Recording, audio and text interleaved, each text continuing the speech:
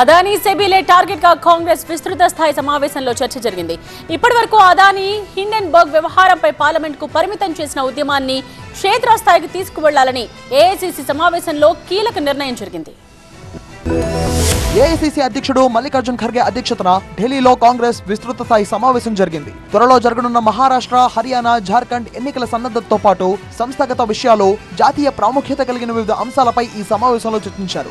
AICC general సెక్రటరీలు, PCC అధ్యక్షులు హాజరైన ఈ సమావేశంలో కీలక నిర్ణయాలు తీసుకున్నారు. అదానీ హిండెన్బర్గ్ వ్యవహారంపై జేపీసీతో దర్యాప్తు జరపాలని కాంగ్రెస్ డిమాండ్ చేస్తుంది. ఇది దేశంలో అతిపెద్ద స్కామ్ అని AICC general secretary KC Venugopal అన్నారు. సెబీ చీఫ్ అదానీ మధ్య సంబంధాలపై దర్యాప్తు చేయాలని కాంగ్రెస్ డిమాండ్ చేసింది. అదానీ హిండెన్బర్గ్ వ్యవహారంపై ప్రధానికి నేరుగా ప్రమేయం ఉందని కేసీ వేణుగోపాల్ తీవ్ర ఆరోపణలు చేశారు. అదానీ హిండెన్బర్గ్ వ్యవహారం, సెబీ చైర్మన్ అదానీల మధ్య బంధంపై దర్యాప్తులను కోరుతూ ఈ నెల 22వ తేదీన దేశవ్యాప్త ఆందోళనకు కాంగ్రెస్ పిలుపునిచ్చింది. అన్ని రాష్ట్రాల రాజధానుల్లో ఈడీ కార్యాలయాలను ముట్టడించాలని ఏఐసీసీ సమావేశంలో నిర్ణయించారు. దేశవ్యాప్తంగా కులగణన చేపట్టాలని ఏఐసీసీ సమావేశంలో తీర్మానం చేశారు. బంగ్లాదేశ్ లో మైనారిటీలకు రక్షణ కల్పించే విధంగా చర్యలు తీసుకోవాలని కూడా తీర్మానం చేశారు. రాజ్యాంగంపై దాడి కొనసాగుతోందని, అగ్నిపథ్ పథకాన్ని రద్దు చేయాలని ఏఐసీసీ అధ్యక్షుడు మల్లికార్జున్ ఖర్గే అన్నారు.